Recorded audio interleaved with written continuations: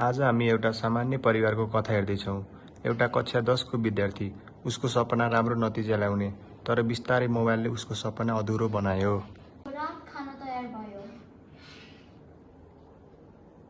एकैछिन mummy game सकिन आँट्यो, अब आइहाल्छु अनि। ओइ, मम्मी बोलाएको सुनेको छैन? जहिले त्यो मोबाइल एसै अनलाइन यसो पढ्नु पर्दैन? अब आजदेखि पढिहाल्छु बाबा। यसरी नै दिन बित्दै जान्छ, मोबाइलको समय बढ्दै जान्छ र पढाइ घट्दै जान्छ। रिजल्ट आएछ, हेर्नु पर्यो के भएछ। म फेल भएँ कसरी? यत्रो बढेको छ्या। के सुन्दैछु? फेल भएछ भने सुन्दैछु त। अझ चला न मोबाइल गर्छ जहिले पनि। फेल भएछ न? तेरो साथी त सबै पास भएछ। तँलाई चाहिँ फेल हुन लाज लाग्दैन? पहिलाबाट तँलाई पढ भन्दाखेरि मानेको थिइस्, अहिले देखिस् नि। अब जा कता जाने हो, जा। साथीहरू त पास भयो कि तँलाई चाहिँ के भएर अब फेल भयो भने? हिँड बाहिर जा। के गरेर मुख देखाउने हो कुनै? बाहिर पनि दिनरात फोन चलाएर बस्छ। पहिलामा भन्नु मानेन, अब बाहिर गएर बेलुका खाना बनाएर राखिन्छ घरमा, अनि खाना खा, अनि फेरि सुत। जति सक्थ्यो त्यति प्रयास गरेको त नि, अब भएन के गर्नु त? तँ चाहिँ आफ्नो बाबाको मुखमुखे लाग्छस्। तँलाई यही सिकाएको हो हामीले। फेल हुने बेला भइस, अहिले चाहिँ मुखमुखे लाग्छस् त? लाज लाग्दैन तँलाई? बुवा आमाले उसको नतिजा देख्नुभयो, तर उसको मनको पीडा बुझ्नु भएन। सबजना पास भए, सबले आफ्नो बाउ आमालाई खुसी बनाए, मैले मात्रै बनाउन सकिनँ।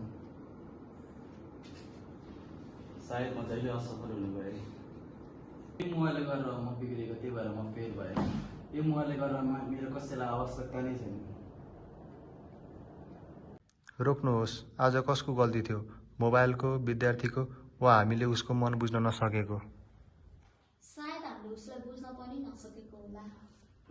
उसको हामीले मनको कुरा पनि बुझेनौँ। हामीले नम्बरहरू मात्रै हेऱ्यौँ कि उसको। त्यही त, हामीले उसलाई धेरै करायौँ पनि, उसको नम्बर मात्र हेऱ्यौँ। अब हामीले चाहिँ उसलाई बुझ्नु पनि पर्छ। एकचोटि उसँग चाहिँ राम्रोसँग कुरा गर्नुपर्छ हामी चाहिँ। छोरालाई बोलाएर एकचोटि कुरा गर्नुपर्दा। उरा यता आइज त, तसँग एउटा कुरा गर्नु छ। यहाँ बस। हजुर भन्नु न। ए अब तैँले एक्जाममा त फेल भइस्, हामीले कुरा पनि बुझ्न सकेन है। मलाई माफ गरिदेऊ छोरा, मैले तिम्रो पीडा बुझ्न सकिनँ। तिमी फेल भएको पीडा बुझ्न सकिनँ छोरा मैले। तिमी चिन्ता नगर छोरा, हामी सधैँ तिम्रो साथमा छौँ। तिमीलाई त्यति बेला बुझेन, अब हामी बुझ्ने प्रयास गर्नेछौँ तिमीलाई। मलाई केवल एउटा कुरा चाहिएको थियो, मेरो मनको कुरा कसैले बुझिदियोस्। मेरो आफ्नै बाउ आमाले पनि मेरो मनको कुरा बुझेन। मलाई सबैभन्दा धेरै चाहिएको कुरा थियो, कसैले मेरो कुरा सुनेर मेरो विश्वास गरिदियोस्। आज मैले बुझेँ, तुलनाभन्दा माया ठुलो रहेछ। अब तिम्रो कुरा सुनेर मात्रै म अबदेखि रिसाउने गर्छु। इम्प्याथी भनेको समाधान दिनु मात्र रहेनछ, पहिला कसैको भावना पनि बुझ्नु पर्दो रहेछ। मोबाइल आफै एउटा समस्या होइन। समस्या तब सुरु हुन्छ जब संवाद हराउँछ। विद्यार्थीलाई आलो चाहिन होइन, साथ चाहिन्छ। विद्यार्थी